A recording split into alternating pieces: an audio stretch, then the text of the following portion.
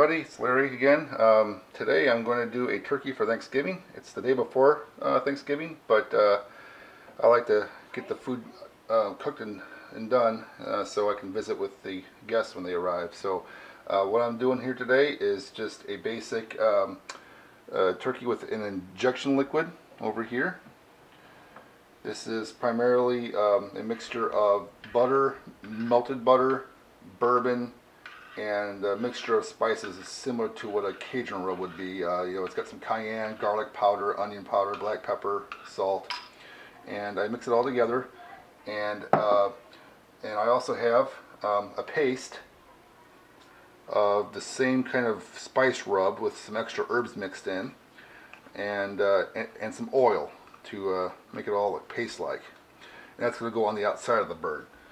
So let me go ahead and inject the bird with my bourbon butter mixture. Drawing a nice swig there. And you inject it in multiple places around the bird. I'm going to start in the breast. You give it a squeeze. Pull it out. Kind of redirect it into different parts of the bird. As you can see here, there. Oh, sometimes it erupts, but that's alright. Stick it in different places. And when you run out of liquid, you go back to the source. Give it a little stir to get the spices back in suspension. Get another draw on that. Then go to the other side of the bird. Pop it in there. I focus mostly on the breasts because, or the white meat, because that tends to be what dries out the first, or the worst and first. So I put a lot of my effort into the white meat. The dark meat could use flavor too, of course, especially the legs. Go back for a refill. Stir the herbs and the spices into suspension. Get a drag out of there, and come back to the other side. Maybe I'll get the back part of the breast. Pop it in there, pop it over there, and down that way. Alright, now I'm going to put a little bit in the legs.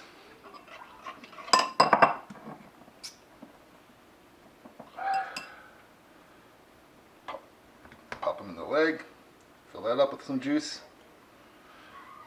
Maybe on the outside, maybe too. Yeah. Can't get in that side, but it's alright. I'll go to the other side right now for the sake of the video. Go over here, squirt that in full of liquid greatness, and same problem here, but I'll get to that when I cut the video. So the point is just keep injecting the breast. Okay, now I got the injection liquid all done.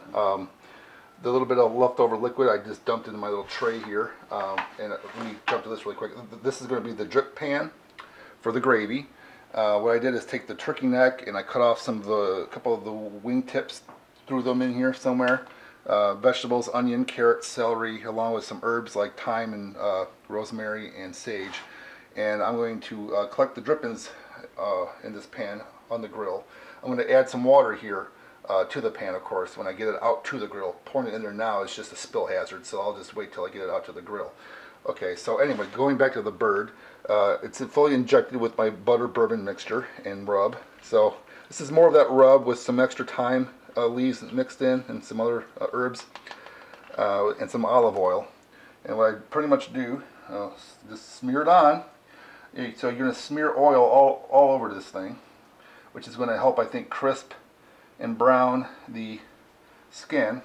And there's paprika in here too, which also helps to brown and color the skin. And you smear it all around. You can get it inside the cavity too if you wanted, which I will. I will put some inside the cavity because there's a lot here, looks like. So you can smear it underneath, just sort of get it wherever you can. Some people like to put it under the skin. Again, I'm kind of lazy that way. I don't like, fighting with the skin in that manner. So turn it around. Do the same thing on this side. Put some more paste in here. Get it underneath everywhere. Get it everywhere because it's going to help color this thing really nicely. And when you're out of rub, you can kind of just smear the rub around evenly. you know, a little too much in one area. We went to a less occupied area. But I like the most of it on top because it gives a nice presentation when it's cooked. And then you smear it around all the parts. You can smear it on the inside of the cavity if you wanted to. And that's a nice rubbed turkey breast ready to go on the grill. Alright everybody, now I'm firing up my Kamado. I have my usual mound of coal here. It's lump charcoal. I've got some partially used chunks of apple wood in here. I ran out of apple wood and I didn't want to use hickory today, so I threw some miscellaneous chunks of alder chips in there, which is not what I normally do, but what the heck, right? At the very top here I have a starter square. It's a Rutland brand fire starter square, and I usually just light that up and get that going. And it's got paraffin wax and cardboard, I think, in there, so it'll actually start to catch. And then I can start my fire from the top down. The point of this is to obviously to control the fire. I don't want to put a whole chimney full of coals in here because it'll be super hot and it'll burn the bird. I want a slow fire that will burn slowly from the top down to the bottom, and I control that via the vents in the grill. Controlling access to oxygen for the fire limits how hot the fire can get, and that's how I control temperatures. Alright everybody, the starter square is burning well now. As you can see, I put the flames going. I put a couple small pieces of coal adjacent or slightly on top of the starter cube to get it going. The flame's going well. I got the vents open all the way. I'm going to close this thing up and let it preheat. Alright, now it's while the Kamado's heating up, I thought I'd bring out my drip pan and my ingredients. What I'm doing here is that I have a cheap metal pizza pan wrapped in foil to catch the spills and drippings, so I don't have to scrub it clean later. I also decided from a lesson learned to keep the drip pan off the direct heat. So what I did is made these little foil standoffs to put the drip pan on to keep air space between the metal that's right over the fire and the drip pan in an attempt to keep the drippings from burning. Then I'm going to move it over to the grill. Alright, now the fire is going pretty good. I'm going to place my deflector pan and my drip pan right there. It's going to be close to the grate, but unfortunately there's not much height clearance between this grate and the top grate. Then I'm going to add my water to it.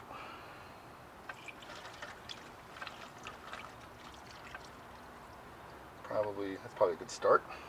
Don't want to put too much water in it because it'll take a lot longer to heat up. Then I'm going to cover this with my grate that I've already scrubbed clean, top and bottom, to keep any crud from falling in there.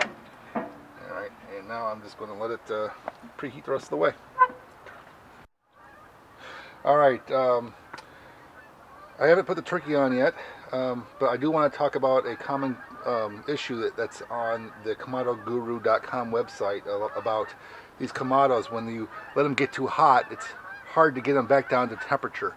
I went inside the house for a bit too long, and my temperature went up to about 450 degrees on the grate. I wanted about 325. So how do you get it down? Well, what I found that works a lot is I close the top and bottom vent all the way and wait several minutes, and I watch the temperature. Once the temperature on the grate starts to drop a couple degrees, I know I've pretty much snuffed out the fire to a large degree. I go ahead, well, I'll show you briefly now. I'm at 383, right?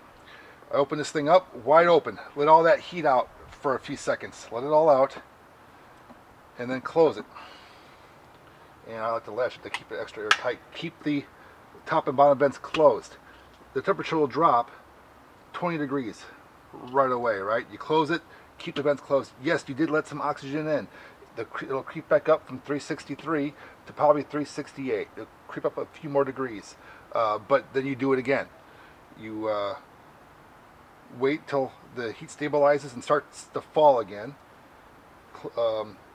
Open this thing up all the way, let the heat vent out briefly, close it and latch it again, and watch it drop another 20 degrees.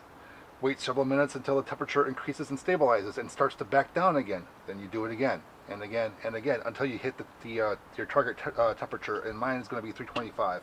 I opened it up when it was 380. It dropped to 347. Now it's raising up to 351. See, it's already going back up because I let air in. So it found air. It's starting to heat up again. But I'm still choking it. It'll burn up that air, start to fall again. Then I open the lid again, vent that temperature out, and the temperature will drop another 20 to 40 degrees. You do that 3 or 4 times over the course of a half hour, you'll get down 150 degrees. Okay? Hi everybody, it's me again. It's been about, I don't know, 10 minutes or so since the last time I was doing this. As you can see here, I got it down from about 450 down to about 325. That's my target temperature. 125 degrees in about 20 minutes. See, so it's not hard to do. Just follow those instructions I gave before. You know, you want to choke off the oxygen, open the lid, let out some of the heat, close the lid, let the temp fall, choke itself again, open the lid again. It's an iterative process, but I did this in about 20 minutes time. Alright everybody, my temps are stable now at about 330 degrees, and I am now going to go put my bird on. Open this thing up, bring my bird over. I'm going to stick this bird right over my pan. You see the drippings are starting to get steamy. It'll be moist in here. I smell the thyme and vegetable aroma, the fresh onions as well. I'm going to pick this sucker up and throw her on right over the drip pan and let her cook. I'm going to bring the lid back down again. Actually, before I do, I'm going to put my temperature probe from my Maverick into here, right into the back side of the bird here, right between the breast and the meat there.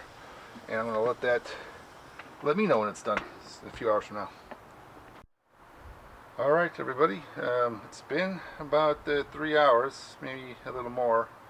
My turkey's done. It's actually over 170, maybe up to 174 in some places.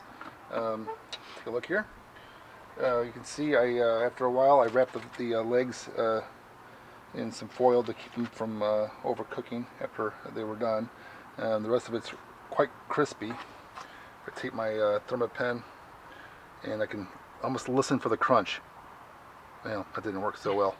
It's about 180. Actually, that's about 180. It's actually more done than I had hoped. And that's showing a little low for some reason right now. Maybe I'm touching the bone. That's better. Yeah, 166. So everything's ready to come off. I'm gonna get you off here. I'm gonna pull out the probe. There's a lot of juice in this sucker here, so I try to save as much of that as possible. Try to get this bird over here to the tray. There we go. And that's it. As you can see down below here, I got my drippings ready to turn into gravy. I will do that once I get the turkey inside. Alright, I've carved the turkey. I got the dark meat on the left and the white meat on the right. You can see here that what I did is I cut the entire breast off as one piece and then cut across the grain to about a half-inch thick slices so that they look more like turkey steaks. So I did that. I'm about to make the gravy, so I still over here to the left I have my pan of drippings, which is cooled off finally. I have a strainer and a pot to pour it into to get the big chunks out, and then I have a fat separator over here with a little mesh top to help further strain the bits and particles out and separate the fat. I actually may put some of the fat back in actually, but it's, you know, something to do here. And also, while this is all going on, I've taken the carcass of the bird, throw it in a stock pot over some heat and some water, and I'm going to make some turkey stock and freeze it in portions so I can use for recipes in the future for anything that calls for chicken stock. I usually throw in the turkey stock and it actually tastes delicious. So let me get around to doing this and I'll get back to you. Alright, so I got my strainer in the pot. I'm going to pick up my cool drippings and slowly get them in there.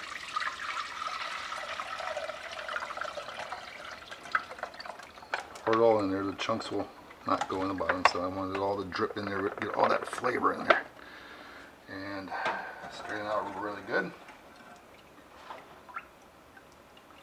And then what you have here is now the drippings.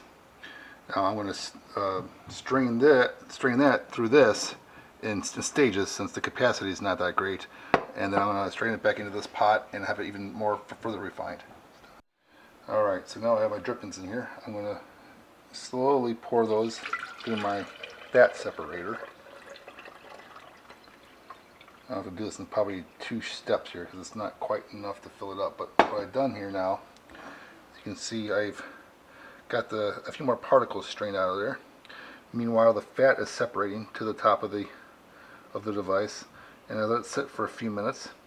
Let the fat settle up and the nice and juice settle down below. I'll pour out the juice from underneath the fat, and maybe I might add the fat back in. I'm not going to throw away the fat just yet. I'll have to taste the gravy later to see if I want to add the fat back in. Alright, now I just poured the first batch in. Get the fat still in the bottom. Finish off the rest of it. Let that strain through. And again, I cut more stuff in the top there. Alright, and more stuff separating. So I let that separate for a couple more minutes, and I'll strain that out too. Okay, it's had time to settle, so now I'm going to pour out the broth from underneath the fat.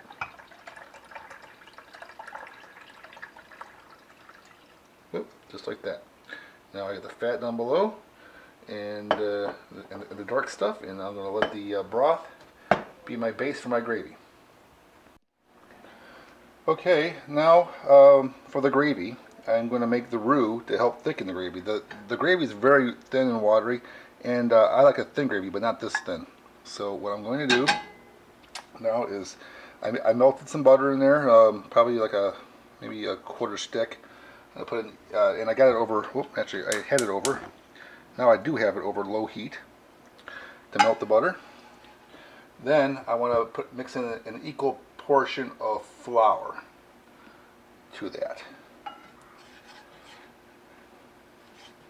And stir it up. And mix the butter with the flour until it forms a paste. If it's still a little bit watery or buttery, add a little bit more flour. But what you want is a paste. A smooth paste. This is what you have when you have a roux. You melt the butter over low heat, you put the flour in, and you mix the stuff together while it is still cool, or at least slightly warm. If you try to do this in a hot pan or in hot liquid, obviously the flour will clump up, and so this is why you do the roux first. So while the heat is going, you just kind of turn it and to keep it from burning. You might even add a little bit more flour. And what I'm going to do here then is I can let it cook longer until it turns, a brown or reddish roux, but that's for like gumbo and other kinds of dishes. What I'm doing here is just a thickener. So the fresher the roux, the whiter they call it, the more thickening power it has. So that's what I got here. So it's nice and thick. So I'm going to turn off my heat. Bring the stock a little closer and scrape that all in there. That was my oven for my rolls. Alright, because I'm making homemade Parker House rolls also for Thanksgiving. Alright, so I get that all in there. Then I stir it around and overheat, which I'm currently not doing because I'm trying to do a demo, but I'll put it back over heat when I'm done here. And you stir it in, and it'll eventually thicken up the gravy and get a little bit of a viscosity to it, and heat it up, and it'll be ready to serve. And if you want it thicker, mix some more roux. It's easier to add roux. You can't take roux out. So there you go. That's gonna be my gravy.